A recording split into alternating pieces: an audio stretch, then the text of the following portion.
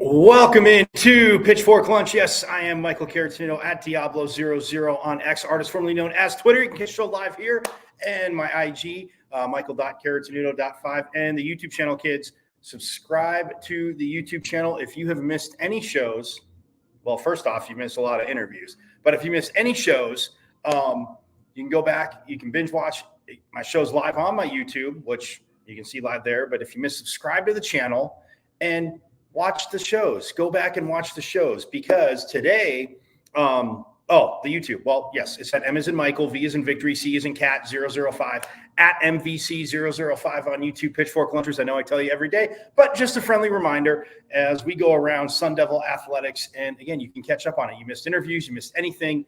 You can catch up on it. Again, Coach Regal joined me on Monday. Coach Regal, assistant head coach and special teams coordinator for the football team. He joined me on Monday, and guess what? Megan Bartlett, the women's softball head coach, joining me today. And I mentioned it yesterday, joining me probably in about 10 minutes. she is going to be joining me. So yes, you can go to the YouTube. It's at M as in Michael, like I said, V as in Victory, C as in Cat, 005 at MVC005 on YouTube, and subscribe.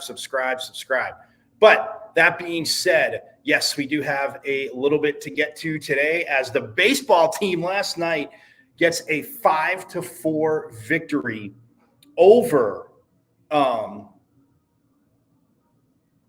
Utah Valley, and they were down.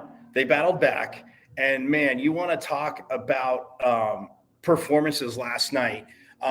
Yes, Brandon Compton hit the go-ahead home run. Local kid, obviously at a Buckeye High School, very talented. Mr. Compton crushed that home run to, well, center field, more so on the right center, we'll say. But Hunter Omlet pitched 5 1/3 innings last night. Devils fans, had 11 Ks and just one walk. 11 Ks and one walk. And if we get a chance, we'll hear from Hunter and Brandon Compton from after the game last night. Also from Willie Bloomquist too, because he just loved how obviously Hunter was pitching. So yes, but they get the 5-4 victory, a much needed victory. And again, they took 2 out of 3 with that alleged college team down south, Pitchfork Lunchers. They took 2 out of 3 there. Now they take Utah Valley. And if I sound a little echoey, my apologies, but I am at Phoenix Muni because they won last night. Now they take on Utah Valley at 1:00 today. They have tomorrow off, and then they head up to they'll head up to the Palouse tomorrow because they are taking on Washington State this weekend. But Utah Valley first, right? Let's get this midweek. Let's sweep both these games. But yeah, I mean, look, this team is getting runners on base. And when we hear from Brandon Compton and Hunter Omland later, I mean, Brandon Compton talks about that, like how, and Willie Bloomquist, Coach Bloomquist talked about this too, about how close they really are. So that being said, though, I mean, last night's game, absolute just grit. And yeah, I mean, of course, who wouldn't like, because Coach talked about that, who wouldn't like, just to blow a game open? And even Brandon Compton talked about that. Of course, everybody would love to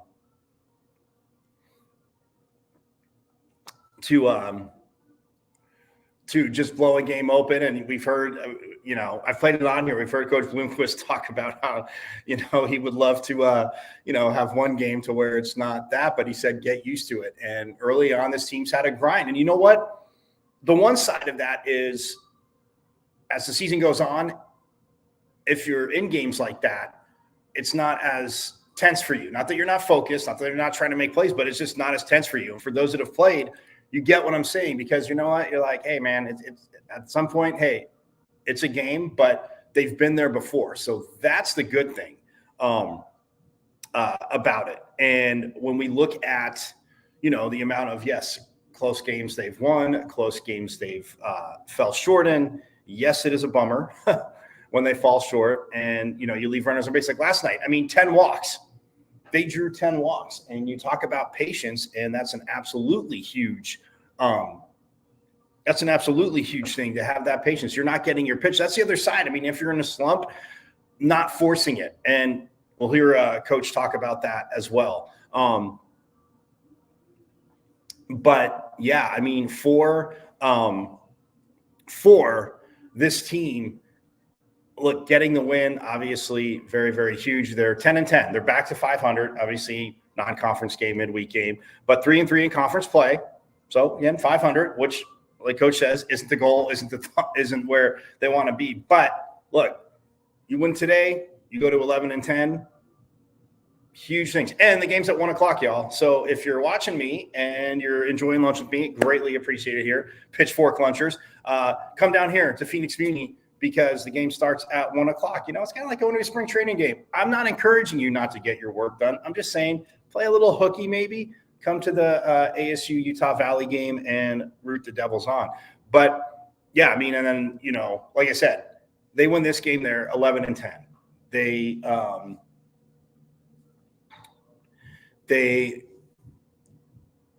and you head to Washington State with, again, winning 3 out of your last 4, or no, 4 out of your last 5, pardon me. They've won 3 out of the last 4. That's what I meant to say. They've won 3 out of the last 4, but you have a chance to go to up to the Palouse, having won 4 out of your last 5. Absolutely huge. Now, look, the 10 walks last night, that was good. Harris Williams leading off 1 for 3. He drew 2 walks. Ryan Campos, he was 0 for 2, but he drew 2 walks. They're really not giving him pitches to hit. People scouting him, and Campy's kind of, probably getting frustrated. But hey, you know what? If you're not going to give him the pitch, don't force it. So, 0 for 2 with 2 walks. Jacob Tobias, he was 0 for 2 with 2 walks as well. Nick McLean, 0 for 2 with 2 walks as well. So you look at the first 5 batters, and you have 8 of the 10 walks between those 2. Ethan Mendoza had a tough night. He was 0 for 5. But again, this young man at second base defensively has been doing a good job. And yes, he can deliver the hits. It just comes to that point of, we hear Brandon Compton talking about it, relaxing. So 8 walks between the top 5. And then Brandon Compton, 1 for 3, a home run, but also drew a walk. And then Jax Ryan, he was 1 for 2. He also drew a walk. And that's what Coach Bloomquist talks about, capitalizing on those walks. You capitalize those, you blow a game open. It's a whole different, obviously, pun intended, but a whole different ball game, right? As we all know.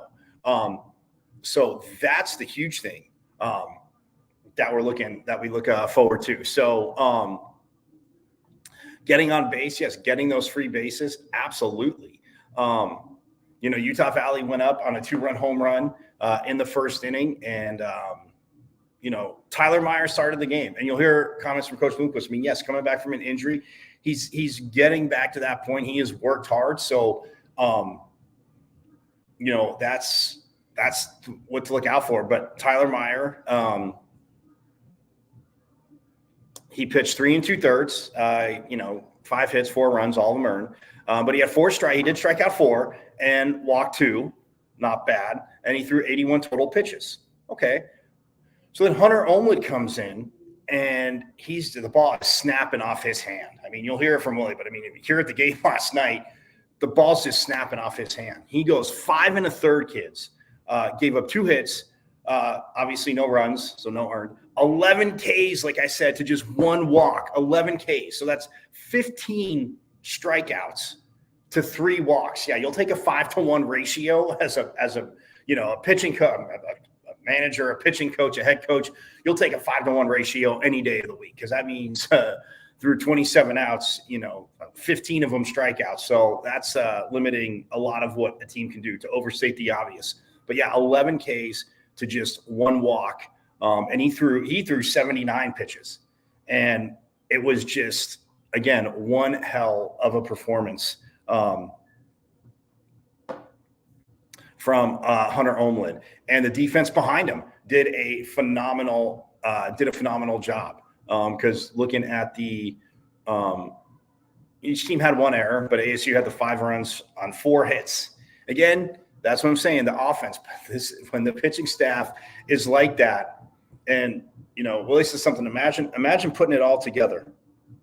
Imagine putting it all together, because when you do,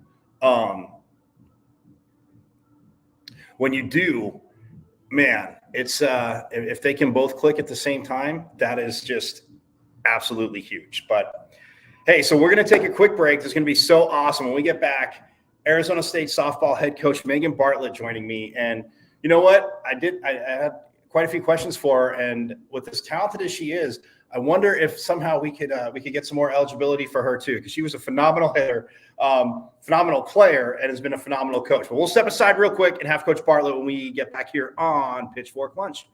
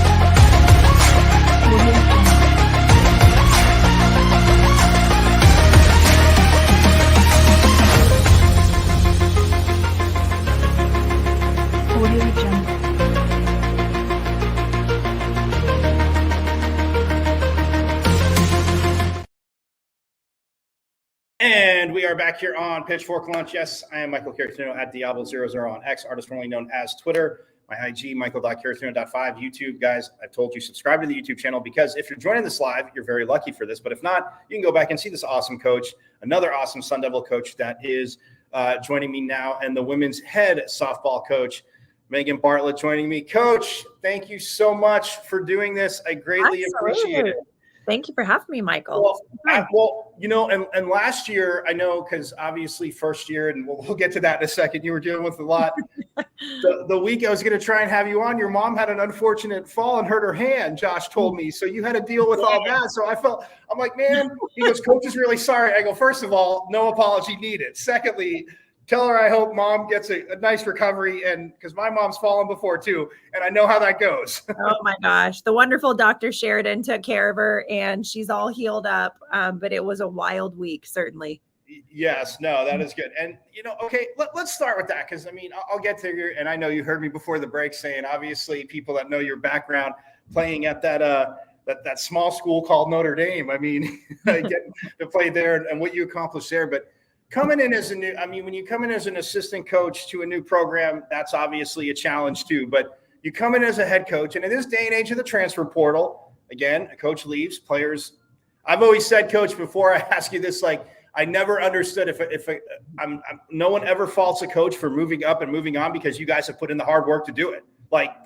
I have no issue with that. The only thing I said, the reactive NCAA could have been like, look, if a player wants to transfer, you can, but you just can't follow that coach. You can't take the whole team because obviously you're messing with a bunch of other kids that are on scholarship, athletes that are on scholarship. I don't know. I am an ASU alum, Coach. I don't feel like too much of a genius, but I think that was pretty simple. But the NCAA didn't think of that. But that being said, you come in and unfortunately you lose some talented players, and you have 8 players. And even though it was in the summer, that's alpha recruiting. It is a sprint to find a team. And Coach, again, not just because you're on the show and I'm a homer, but you guys did one hell of a job. In fielding a team, a competitive team that wanted to battle. Yes, it helped you got to keep some pitchers. I understand that. But just talk about that process and just the challenges of having that in this day and age. Yeah, that's a real thing. So certainly grateful for the ones that stayed. The first phone call, right? As soon as we made the announcement, it was a very emotional 15, 20 minutes. I spent 10 minutes on the phone with Texas and then 10 minutes on the phone with the new team. And of course, Yanni Acuna was the first one to step up and say, hey, I'm your right fielder All-American and I'm not going anywhere. So certainly, went back through the recruiting process with Marissa, right? Schold, who's hometown kid and from Scottsdale, and she's a warrior and a fighter. So, we definitely I'm thankful that they stayed and had some nice veteran talent. But yeah, when you're in the back half of the summer, the portal's closed at that point and you're trying to scrap and fight. We did, you're right. We put a competitive team back together. And certainly Coach Manley had his work cut out for him, that there was just a lot of, I think, getting 6 new pitchers acclimated to a system and on the same page. And of course, Coach Kalidas kind of had the same challenge on the offensive side of the ball, right? Because the philosophies just line up a little bit differently. Makes him a wonderful fit for me. And he's the hitting coach to my offensive coordinator. And I think we're going to do great things together. But yeah, it was on top of the X's and O's and the physical elements, you're trying to really build a culture and the culture you want and what our vision is, which, it was different than the less staff, and it's family, hard work, toughness, and gratitude. But quite literally, that's the vision and the reason I built my staff. Right. We've got 4 glue people, relationship builders, culture builders, and people that I think do this job for the right reason and care about these student athletes in a really meaningful, profound way. And it resonates really well with some people, and some people want a little bit more of a transactional experience and keep it moving. So, and we knew that, and you kind of, this isn't, wasn't my first time at the rodeo, not as a head coach, and certainly not in a rebuild. I'm a glutton for punishment. I feel like I've spent most of my career really rebuilding programs, whether it was, year 1 or it was year 2, 3, 4. That's really where I've lived during my career. So wasn't a stranger to it. Was so grateful to be here. I would have done it 100 times over. So that's the good news. For all the trials and tribulations of the past couple seasons. I think we're building something special here that's going to be sustainable and is, we've got to get through the early recruiting weeds, right? And just get some stability in that sense. And once we do, I think we're creating a clubhouse and a group of people that are going to be able to compete for a national championship at a really high level. And that's what I came here to do. Right. But certainly Rome wasn't built in a day. And those are well-fought battles over time. And 100%, because in this day and age, with the transfer portal, I mean, to me, because before you'd say, okay, maybe like the second full year of, any coach in any sport with what they've had to do with recruiting, like you can build it. But now with the transfer portal, when people say, oh, well, coaches, of course, are going to say that for job security. And I look at them and I said, I might agree with your cynicism, but in the day and age of the transfer portal, to me, it literally is that second to third season. Yeah. And then when that third season starts, what you have on the field. So I couldn't agree with you more. The challenges of a rebuild, because obviously, I mean, coaching again, you have a successful career at Notre Dame, in which I still think you own some records, Coach. I know you don't want to toot your own. I still think you're in the top 10 list of quite a few. So, but no, you have a successful career at Notre Dame, and then obviously you become a grad assistant, but then you go to Ball State, and then being a head coach, in your eyes, because once somebody becomes a head coach, obviously you want to stay head coach, but going to Texas to be an assistant, and again, there was a few stops in there, but going to a big program in the Big 12 like that, to be an assistant and the success that obviously you helped with, but what's the challenge in that? And then what's the learning experience in that too, from being, the head honcho to being obviously a top assistant at a very, very good program? Yeah. A very smart athletic director told me once, you're ready to lead when you understand what it means to be an incredible follower. And yeah, that transition back, Coach White was amazing. So that move was certainly a very calculated one on his part and my part, right? That he was like, come here, help me rebuild this thing, compete for national championships. And my assistants have a track record of moving on into Power 5 head coaching jobs. And it's a happy fit for everybody. And, but I learned so much from Coach. I think I was never driven. The young assistant, I wanted to coach. I wanted to put my hands on it and I wanted to make decisions. I certainly had many opportunities to be a Power 5 assistant and be up the food chain. But you were probably working with, honestly, kids that are a little more talented with a little bit more resources. Mid-major taught me how to coach, and it taught me how to scrap, and it taught me how to recruit. Right.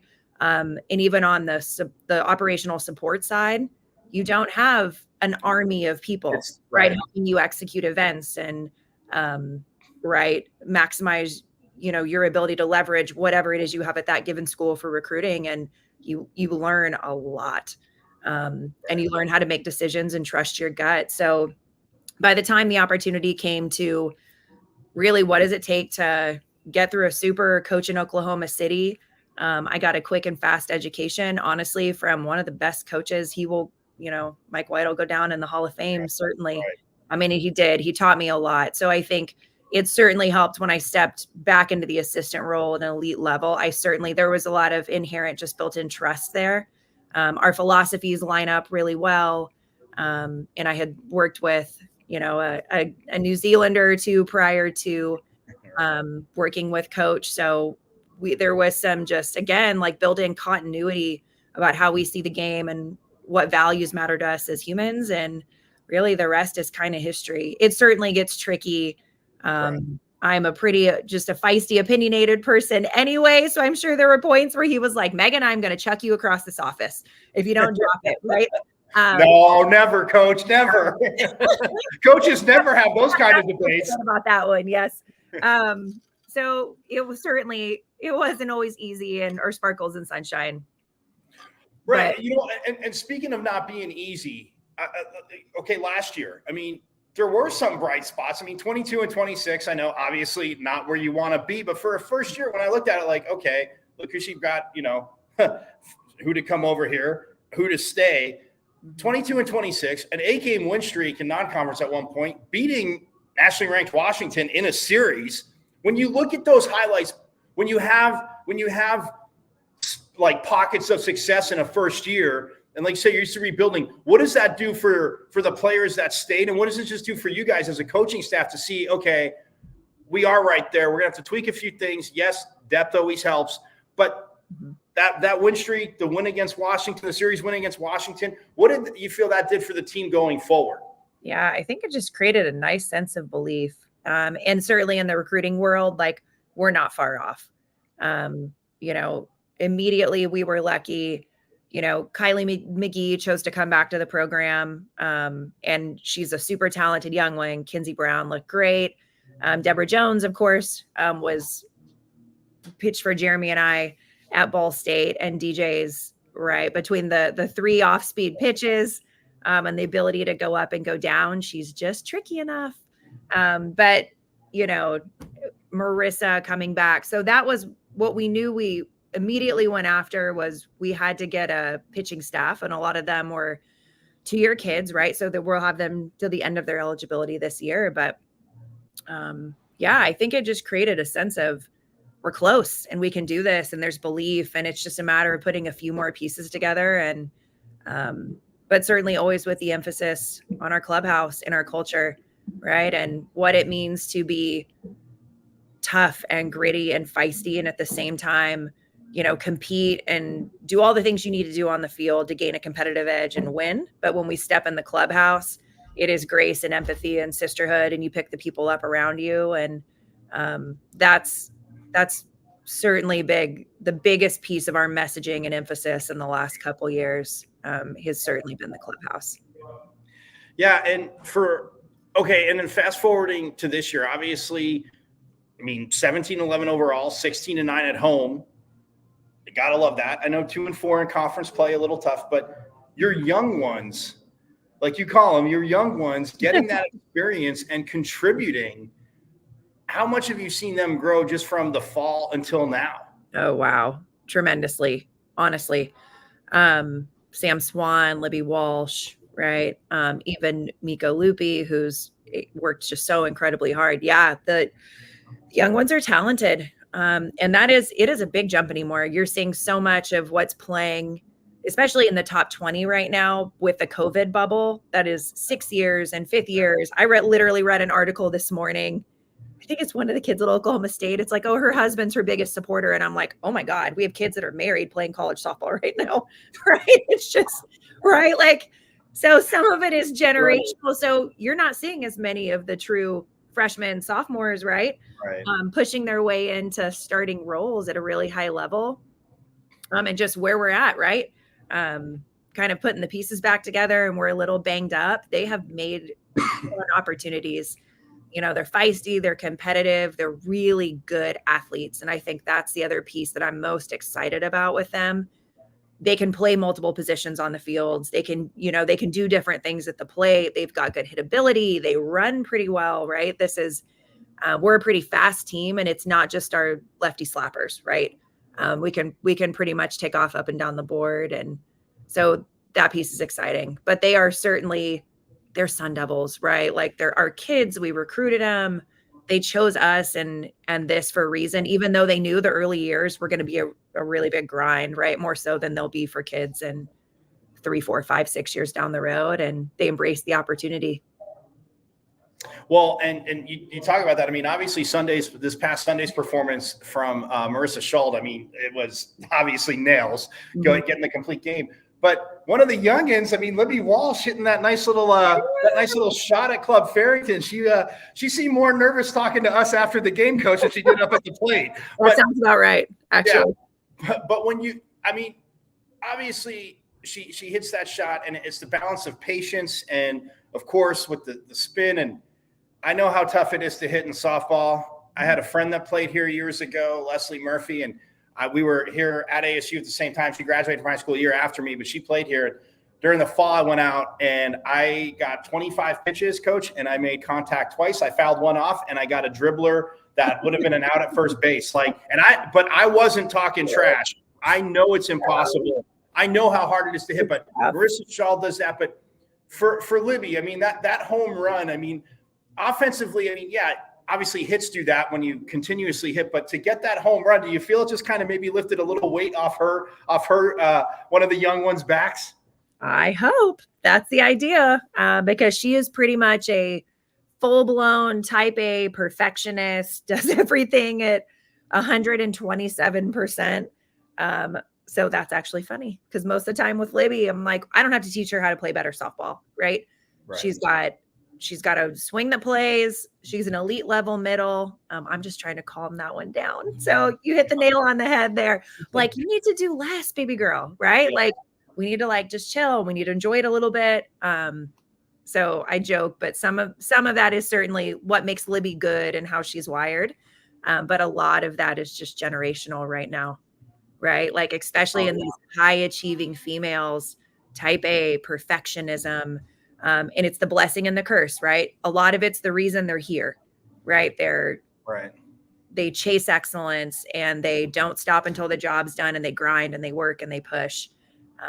But as they're learning, at some point, more is not better, right? And those things are actually going to handicap you a little bit just because you're going to ride too much of an emotional roller coaster.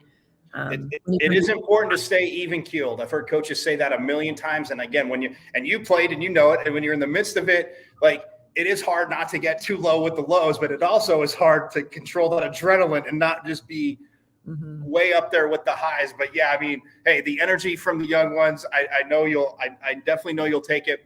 And I know obviously there's some players nicked up. Do we have any updates on when some might run? Like, I know, like you said, Kylie McGee, I know she's been out, but any updates? Because I had friends that obviously love softball and that come out to games. Yeah. And so I told them, I said, look, they're out. They'll be back when they're back, but I promised them I'd ask you for whatever update you can give.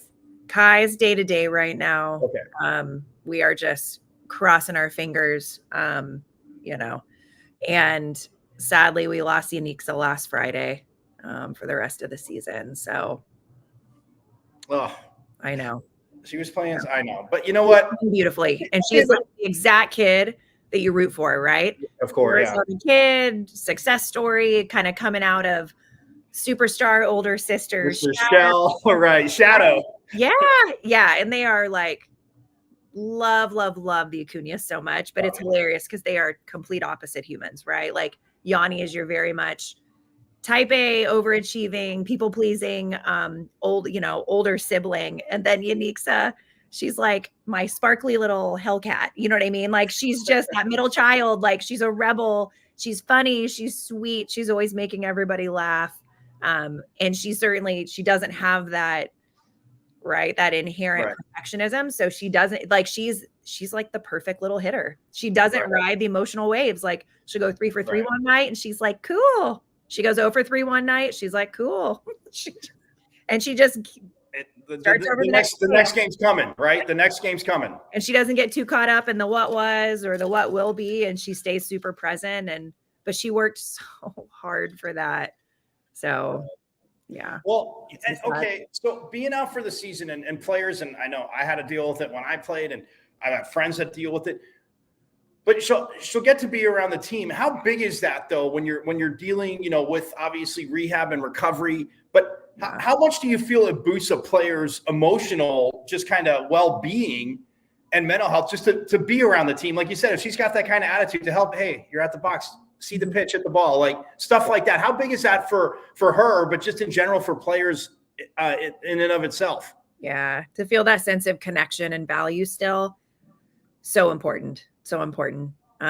So really kind of depending on what the injury happens to be, there's a lot of times like we'll still even bring them on the road with us, right? Because that's 3-4 days that there's certainly a ton of things they can do. We're so injured and have such a tiny bench right now, even if it's just calling runner for the catchers, and charting. And I think just keeping kids, and I don't know, it's kind of weird. It's like that emotional routine a little bit, right? Like, they're used to sitting next to having probably that same conversation with whoever their person is and their buddy in the locker next to them on game day to get prepped. And, the whole roster's 21 kids.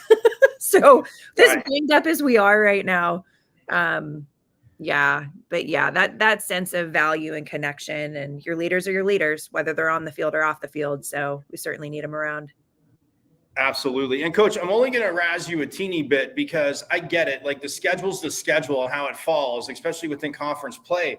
But last weekend, Oregon State, but now you go to Washington State, then you on the road at Washington State, you're at Oregon.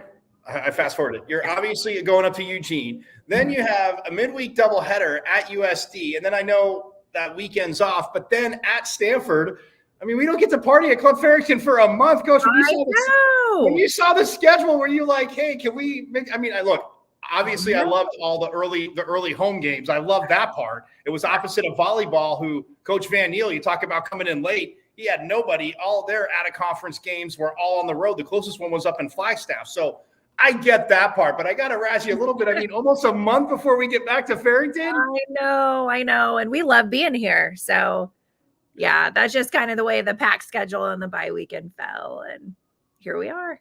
All right. I got to ask you this, a family question, because I know your husband obviously played hockey. You played softball. You have 2 daughters, so I'm guessing they can ice skate and pick up a bat and a ball pretty well. Do they have some, sibling, AKA sports battles, body slamming each other? Do you guys have to watch out for that? We do, actually. My 7-year-old is easily the size of my 9-year-old. I think they're like 1 pound difference. Oh my goodness. And baby's a little taller. Marin, the younger one's a little bit stronger. So yes, they do all the things. So they're gymnasts, actually. So gymnasts and volleyball players. They just started baseball. Viv's done some basketball and Girl Scouts. So they're busy, but we've got a ton of gymnastics mats kind of in their like toy room play area. Nice. So yeah, it would not be a weird thing to see someone go flying off the top deck and land on someone else. And we had a bar in there for a while, right? So they could work on back hip circles. And somebody flew off and landed on someone else. And I'm like, okay, that's going in the trash. So it is never a boring day in the Bartlett household. So. I was going to say, and your husband's got a phenomenal name too. So, I can't, and playing hockey too. Being from Jersey, I love hockey. My hockey career, side note, Coach, ended when I was 10 because I couldn't skate backwards. I wasn't like Happy Gilmore where I fell down. It's just when I went backwards, I don't know what it was. I stayed on my feet. I just lost all speed. And if you have to constantly catch up to somebody, my parents were like, you don't learn it this year, you're done. So my hockey career ended at 10, Coach, but I still obviously love the sport. That's so funny. Hey, you know what though? Thank you so much for doing this. I look forward to having you back, and I also look forward to having some of the players on too, because like you mentioned Yanni last year. Every now and then she saw some of my tweets. She's like, "That was pretty good." I'm like, "I'm just trying to be fair what I see. I'm not calling you out." I go, "But if neither team's hitting, I let everybody know it's a pitcher's rule because nobody's hitting." She goes, "Right." She said to me something funny. She's like, do you think we're not trying? I go, "Oh, I know you're trying. I know you guys are both there." But it was a quick conversation. It was pretty funny. So I appreciate that. But Coach, seriously, thank you so much for doing this. Absolutely. Obviously, good luck up in Eugene. Bring some of the warmer weather with you, because I know sometimes, like you said, you didn't sign up for the rain last weekend. Nope. It's kind of like an omen. I was bummed that first game of the year against Wisconsin because of the dumb rain got canceled. I know. Yeah, we ended up losing the outfield. Actually, we lost the grass. So that was a crazy amount of rain. So I know it never rains like that in Arizona. The one time it does, it's spring sports, and you guys are playing. But Coach, again, thank you so much. Go get them in Eugene, and yes, keep the kiddos from landing on each other and hurting each other. I'll do that. Thank you, Michael. I appreciate it. Absolutely. That is so great. Sun Devils softball head coach Megan Bartlett. Man, again, 2 years in, second year in, 17-11 overall. Absolutely love what they're doing out there. And it takes a second to build. But these young ones, like she said, having some vets mixed in, it is awesome to have them mixed in. But we're going to step aside. When I get back, we will Oh, hey, Carter said they love Carter. What's up? Thank you for all your help too in women's hoops. And I know you love Coach Bartlett. I do too. It's a great hire, and we are very stoked to have had her. But we are gonna step aside. When I get back, we'll talk baseball because they're getting set to play Utah Valley. As I snuck into a room here at Phoenix Muni and did the show live from here because I never would have made it here by 1 o'clock. So we will be right back after this here on Pitchfork Lunch.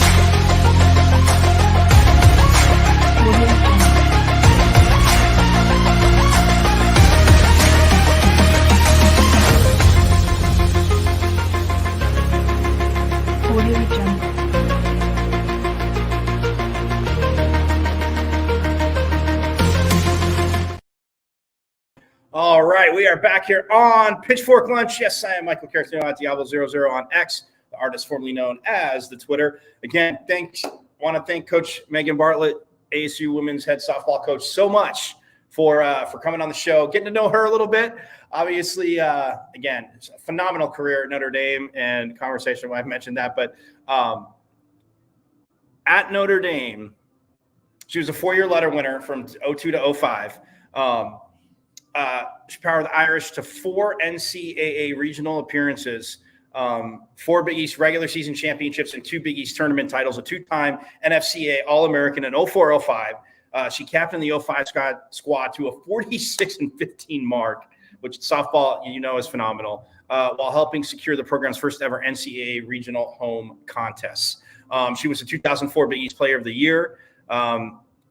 She completed her playing career at Notre Dame as a program's leader in hits, 284, stolen bases, 76, while finishing in the top 5 in batting average, which was second, 368 for a career. Runs scored, 161, also second. She also finished ranked in the Notre Dame career top 10 in doubles, 9th with 37 triples.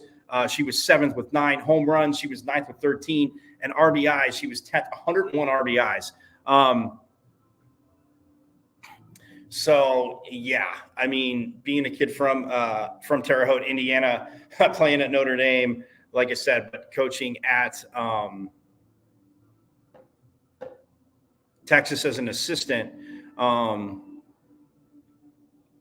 She was a head coach at Ball State from 2016 to 2020.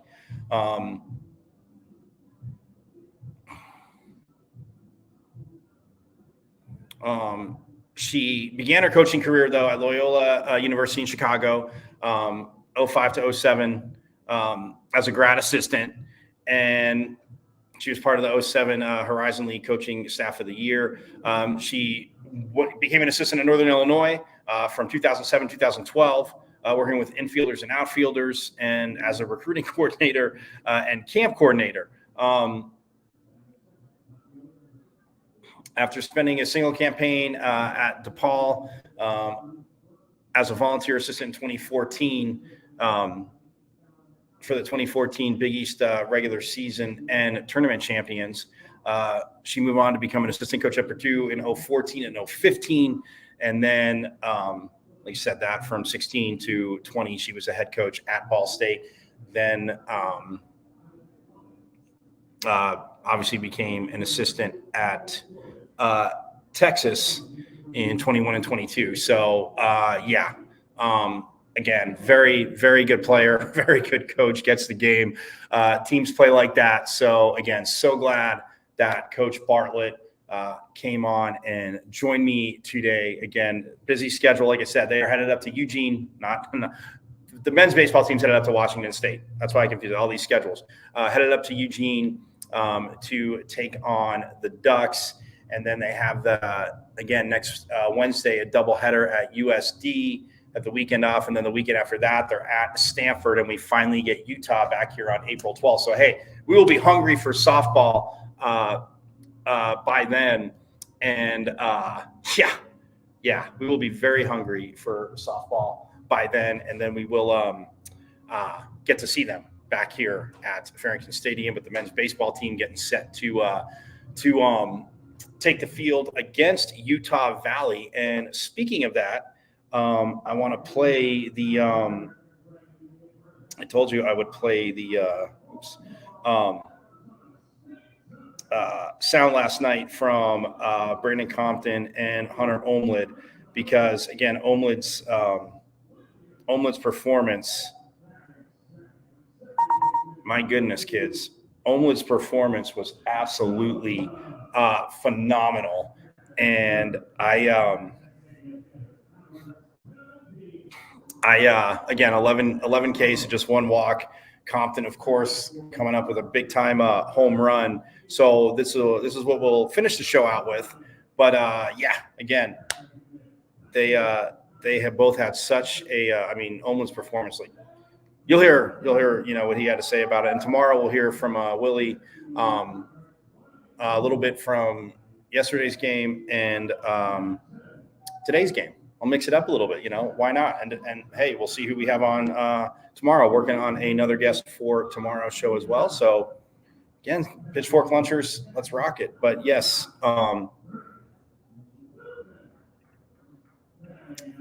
without further ado, let's hear from Hunter Omlid and Brandon Compton.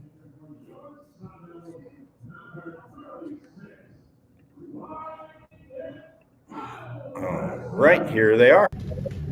Hunter, I think it's a career high up here in the NCAA level on the strikeouts. Just what was kind of working for you tonight? What you kind of see that made you be successful? Execution of my fastball and just locating that helps me with my slider. So I did that really well tonight. What was kind of the approach to the bullpen, kind of getting warmed up? Did you do anything different, or was it kind of just business as usual? A little bit of a surprise getting the call. It's a little earlier than I usually am. So I was a little rushed, but got everything cleaned up and was ready to go. Were you expecting an outing like this of 3-4 innings?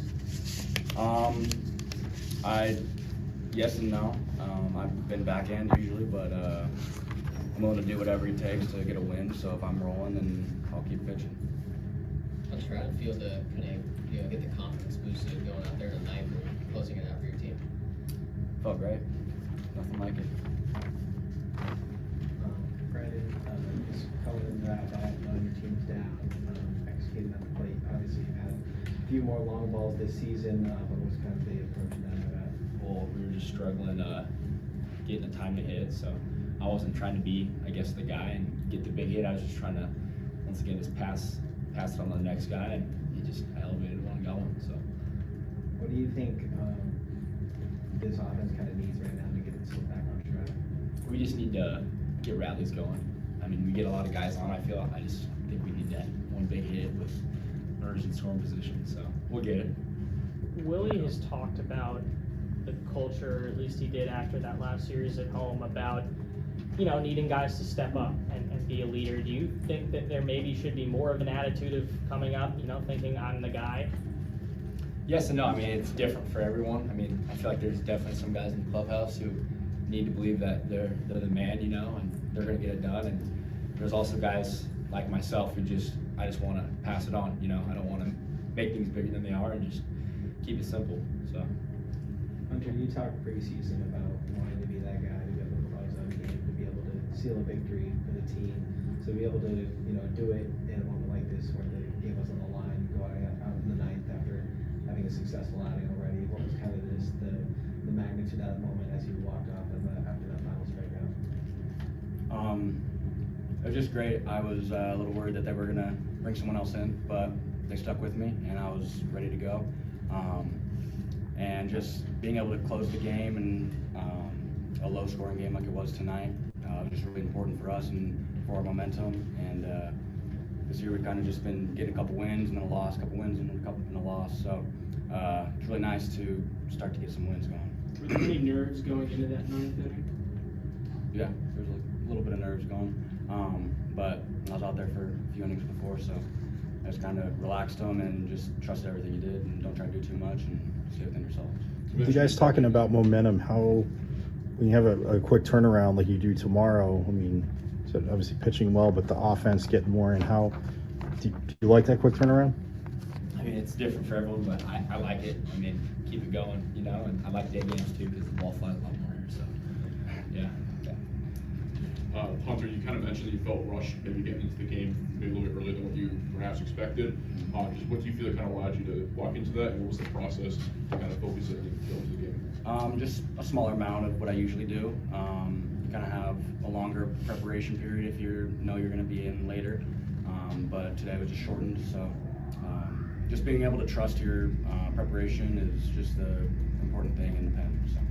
You talked about not knowing whether or not you were going to be able to go the whole distance or you were going to be allowed to go that whole distance. What do you think has built through the early season, preseason with Sam and others to build that trust to be able to go that extra distance?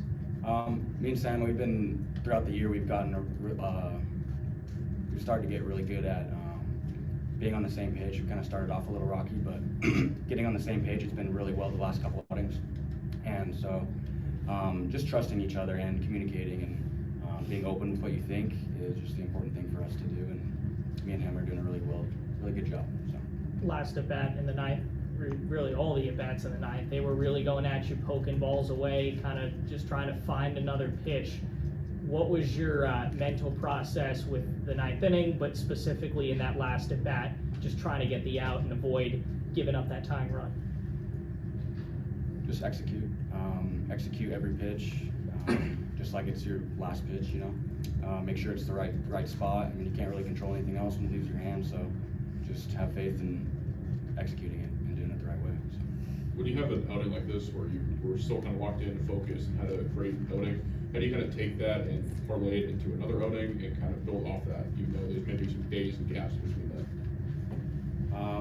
Just kind of take away the good things from today, just how important my fastball is and how it makes my other pitches better. So working off of that would be what I'll focus on the next few days. Brandon Conk, we've talked about you being clutch this season, and your approach is just pass it on to the next guy. But is there that desire when you come up with a game on the line like that to deliver the big hit? I mean, obviously you want to, but it's just keep it simple for me. There's a lot. Hitting's already hard. Round ball, round bat. Somehow you got to hit it with 8 defenders. So just hit it up the middle and go for it. I guess I don't know. Brandon, Willie's talked about, obviously taking advantage of the walkthroughs games. This one you got 10. I know a few series ago there was 8 in a game, but talking about the offense passing on, getting close, but how close do you feel there is to like that one explosive inning, especially getting all those free bases? We just need those knocks. We got a bunch of guys like Campos, for example. What was he supposed to do? He's getting walked every time, so it's like, we just need other guys to step up and do their thing. So, yeah. Hunter, starting your career at Boise State, Central Arizona, and then ECU out here, what is just kind of it like to be in this moment as just far as like the journey to this point and to have an outing like this and the work that's gone into it? It's really special. This is the best program I've ever been a part of, and the community around it's fantastic. Just unbelievable support, and just being able to get the job done for them and for yourself to prove yourself that you can do it, and just have the confidence to continue to do that and continue to get wins and do my best every time I get out there. Going down to the divisional level and then working with Coach Village, kind of being reunited here with him, how did he kind of build back on that confidence that you can compete at the divisional level? Just kind of generic, but it's just baseball, at every level.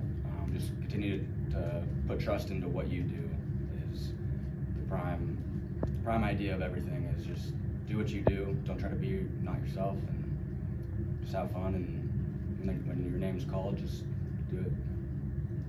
Brendan, for the offense, I think it was 1 for 7 today with runners in scoring position. It's kind of been a trend throughout the last few games.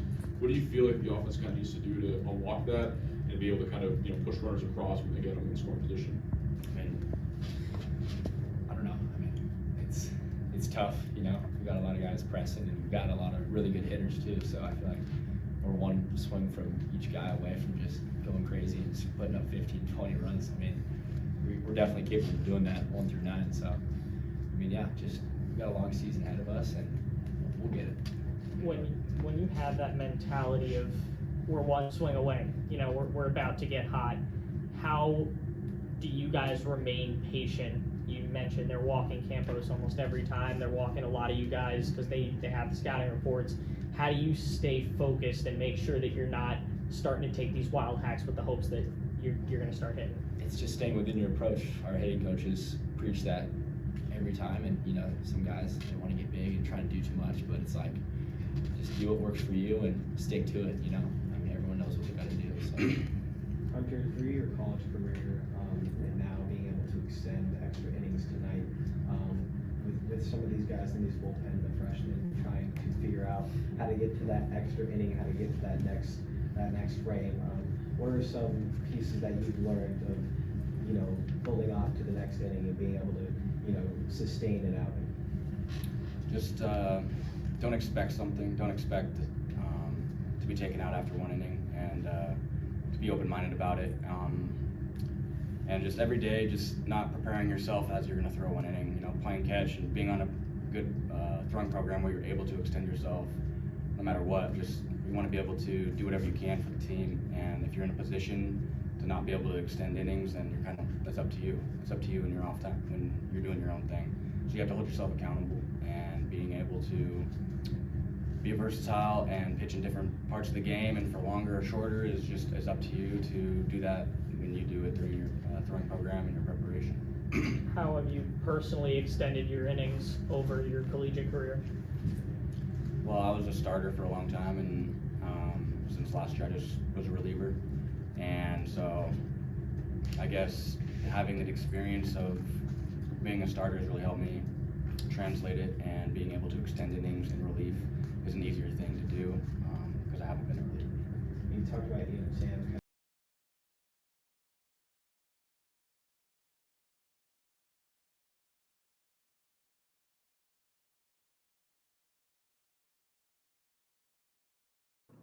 And there you go. I saw my lips moving. Mike was muted. No, but Brandon Compton and Hunter Omlin. And you heard Hunter Omlin right there, don't expect to be taken out after one inning. And the way the ball was snapping off his hands, and Willie Bloomquist talked about this last night. Again, I'll play it for you tomorrow. Again, shows up, show's over. But Hunter Omlin talking about it, and with being a starter, you kind of have that mindset. But the ball's moving, the ball's got that snap, the movement off the hand, and he's locating his fastball where he wants to put it inside, outside corner, a little bit high, make him chase a little bit. He was doing all that. His slider was awesome too last night. So again, 11 strikeouts and 1 walk and 5 1/3, phenomenal. And they get the 5-4 win, which is even bigger. And they're about to take the field right now against Utah Valley for the 1 o'clock game. So, hey, that's going to do it for Pitchfork Lunch today. Again, I am so glad you joined me. I want to thank Coach Bartlett again. Megan Bartlett, women's softball head coach. Finally got to meet her. And again, this team, they're a little bit young. There's some vets mixed in. They're a lot of fun, but they are grinding and they're competing. So anyway, I'm going to get out of here. Everybody have a great rest of your Wednesday. If you're in the area, come on out to Phoenix Mini, check out ASU baseball. But I will see you tomorrow, same bat time, same bat channel on Pitchfork Lunch. And as always, forks up.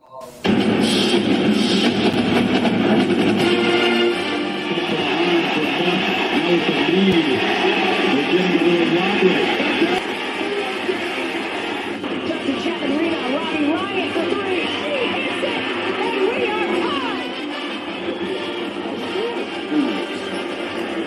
three.